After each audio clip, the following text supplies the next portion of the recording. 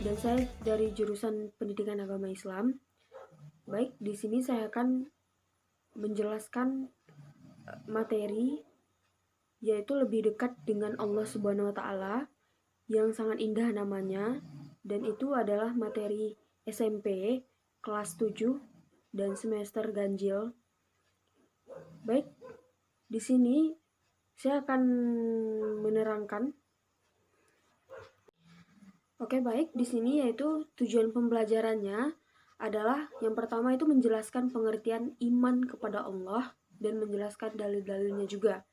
Dan yang kedua, peserta didik itu diberikan kesempatan untuk mengaji tentang Asmaul Husna. Kemudian peserta didik itu dapat menyebutkan pengertian Asmaul Husna dengan benar.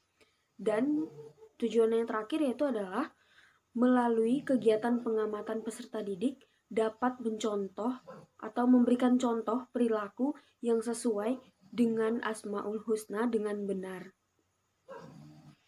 Nah, oke, baik. Dan di sini yaitu yang saya gunakan yaitu adalah model pembelajaran atau metode pembelajarannya, yaitu pendekatan saintifik.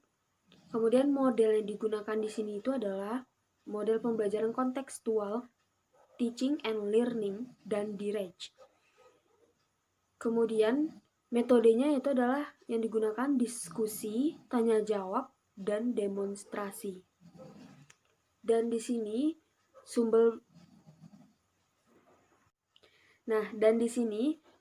sumber belajar yang digunakan yaitu adalah Al-Quran dan hadis, kemudian ada buku paket atau buku teks, dan buku-buku pendukung lainnya. Dan kemudian media pembelajarannya yaitu pertama itu medianya itu ada PowerPoint, video, teks cerita, dan alatnya yaitu komputer, LCD proyektor, atau yang biasa sering kita sebut itu dengan infocus gitu, dan lembar kerja. Nah, oke, baik, kita masuk langsung. Pertama gitu ke langkah-langkah untuk pembelajarannya, yaitu pertama itu seorang guru itu membuka pelajarannya atau membuka pembelajarannya dengan salam dan doa, dan dipimpin juga oleh salah satu peserta didik atau biasa yang disebut dengan ketua kelas. Kemudian membimbing peserta didik untuk membaca Al-Quran, dan kemudian itu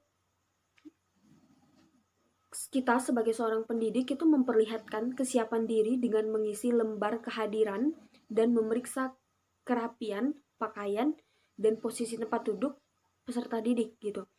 Kemudian kita sebagai pendidik itu memberikan motivasi dan mengajukan pertanyaan secara komunikatif maksud saya, yang berkaitan dengan materi pelajaran gitu. Lalu menyampaikan kompetensi inti, kompetensi dasar, dan tujuan yang akan dicapai. Dan tadi tujuannya sudah saya sebutkan. Kemudian kita sebagai seorang pendidik itu dapat juga membagi peserta didik itu dalam berbentuk kelompok-kelompok gitu. Oke, baik, kita langsung saja masuk ke tahap inti, yaitu di mana seorang guru itu menjelaskan isi pembelajaran hari ini atau yang sedang berlangsung gitu. Kemudian mengamati siswa-siswa terlebih dulu untuk diam gitu dan memperhatikan dengan fokus kita sebagai pendidik itu menjelaskan materinya gitu. Nah, kemudian di sini saya akan menjelaskan materi apa sih yang dimaksud dengan iman kepada Allah Subhanahu wa taala gitu.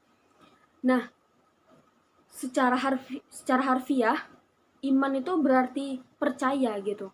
Sedangkan menurut istilah, iman itu berarti percaya dan meyakini dengan sepenuh hati, mengucapkan dengan lisan, dan membuktikan dengan perbuatannya gitu. Kemudian tanda-tanda keimanan dalam diri seseorang itu dapat terlihat dari amal perbuatan yang dikerjakan, karena kepribadian diri seseorang merupakan pancaran dari iman yang ada di dalam diri seseorang gitu. Kemudian iman kepada Allah Subhanahu wa taala ini merupakan pokok dari seluruh iman yang tergabung dalam rukun iman gitu. Dengan demikian, keimanan kepada Allah Subhanahu wa taala ini harus tertanam dengan benar kepada diri seseorang gitu, atau kepada diri kita sendiri gitu. Sebab jika iman kepada Allah Subhanahu wa taala itu tidak tertanam dengan benar atau kekeliruan, ini akan berlanjut terhadap keimanan kepada malaikat, kitab, rasul, hari kiamat, serta qada dan qadarnya Allah Subhanahu wa taala. Sebagaimana firman Allah Subhanahu wa taala mengatakan, yaitu dalam Quran surah An-Nisa. Oke, baik, selanjutnya yaitu ke materi makna Asmaul Husna, yang artinya itu nama-nama Allah Subhanahu wa taala gitu. Yang baik, Allah Subhanahu wa taala mengenalkan dirinya dengan nama-namanya. Dengan nama-namanya yang baik sesuai dengan firman-Nya yang berada dalam Quran surah Al-A'raf ayat 180, yang artinya, dan Allah memiliki Al-Asmaul Husna, nama-nama yang terbaik, maka bermohonlah kepadanya dengan menyebutnya Al-Asmaul Husna itu, dan tinggalkanlah orang-orang yang menyalah artikan nama-namanya. Mereka kelak akan mendapat balasan terhadap apa yang telah mereka kerjakan.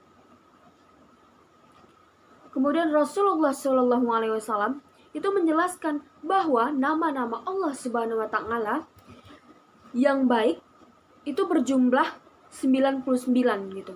Barang siapa yang menghafalnya, maka Allah Subhanahu wa taala akan memasukkan ke dalam surganya. Kemudian di sini ada 4 Al-Asmaul Husna yang akan kita pelajari gitu. Yang pertama itu ada Al-Alim, Al-Kabir, As-Sami', dan Al-Basir. Nah, yang pertama yang akan kita bahas yaitu adalah Al-Alim gitu, atau Al-Alim, yang artinya itu maha mengetahui. Allah Subhanahu wa taala itu maha mengetahui yang tampak atau yang gaib. Pengetahuan Allah Subhanahu wa taala tidak terbatas oleh ruang dan waktu. Segala aktivitas yang dilakukan oleh makhluk diketahui oleh Allah Subhanahu wa taala gitu. Bahkan peristiwa yang akan terjadi pun sudah diketahui oleh Allah Subhanahu wa taala. Sebagaimana Allah menyebutkan yaitu dalam firman-Nya Quran surah Al-An'am ayat 59, yang artinya, dan pada sisi Allah lah kunci-kunci semua yang gaib. Tidak ada yang mengetahuinya kecuali Dia sendiri, dan Dia mengetahui apa yang ada di darat dan di laut.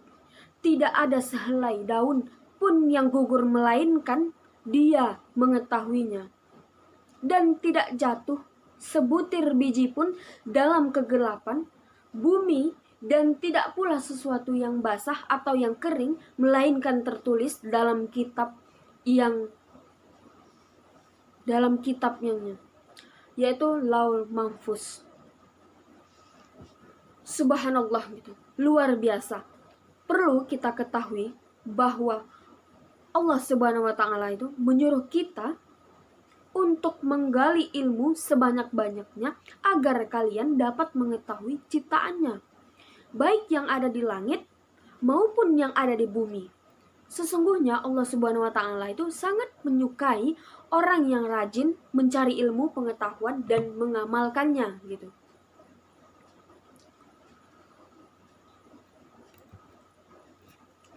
Kemudian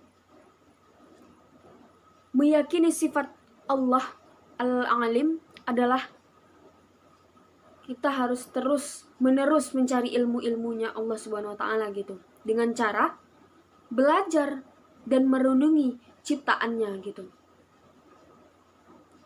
Oke, baik.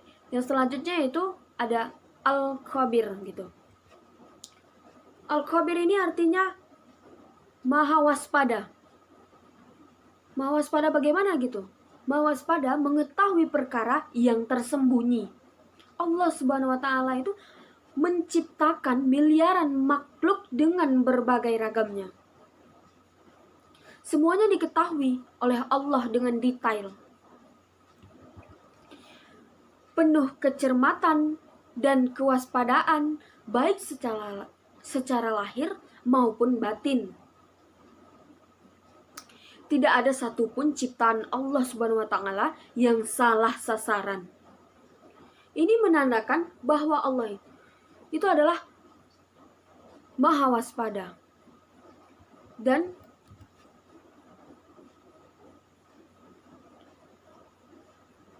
dikatakan dalam firman Allah, yaitu Quran surah At-Taubah, yang artinya, dan Allah maha teliti terhadap apa yang kamu kerjakan gitu.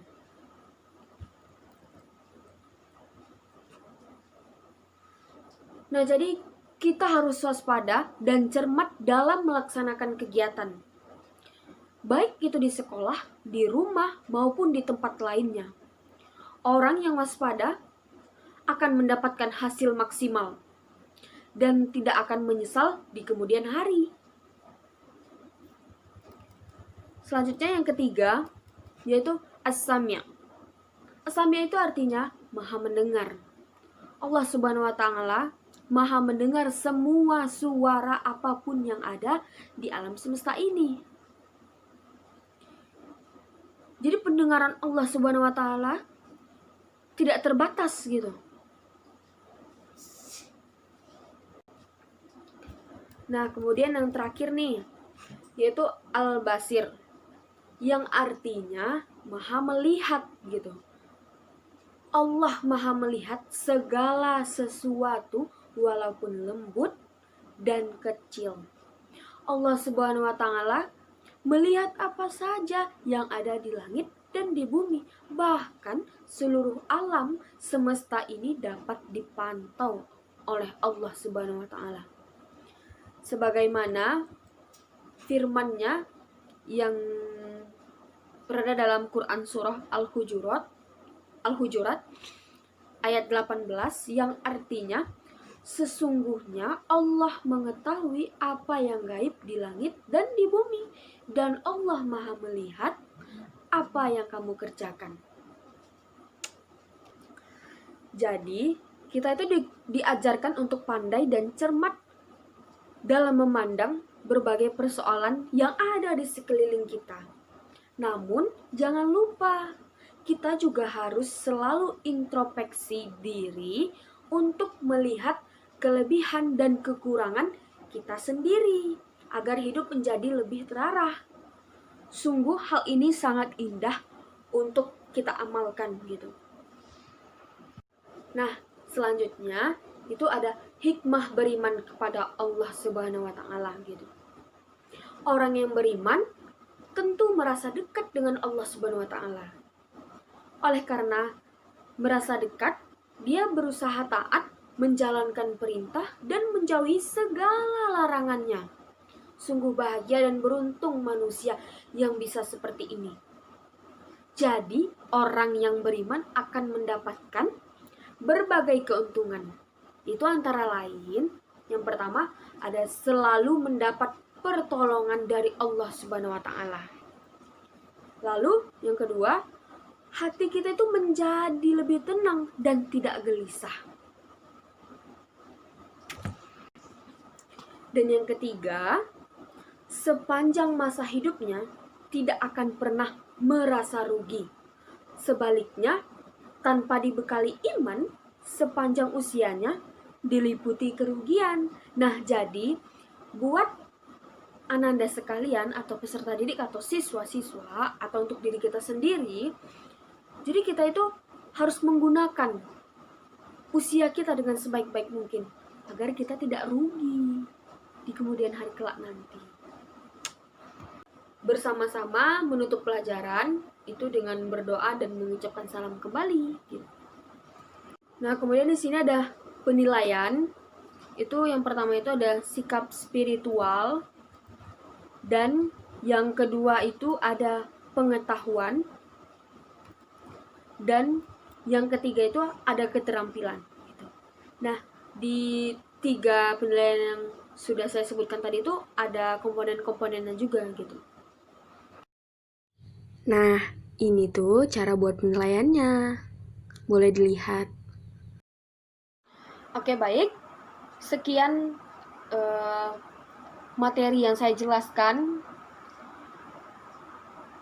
kepada seluruh pendengar semuanya atau yang menonton. Saya minta maaf yang sebesar-besarnya bila ada salah kata atau mungkin menyinggung atau sebagainya. Saya minta maaf karena saya juga manusia, karena manusia tidak ada yang sempurna gitu. Kesempurnaan itu hanya milik Allah Subhanahu wa taala. Terima kasih sekali lagi saya ucapkan. Wabillahi taufiq wal hidayah. Wassalamualaikum warahmatullahi wabarakatuh.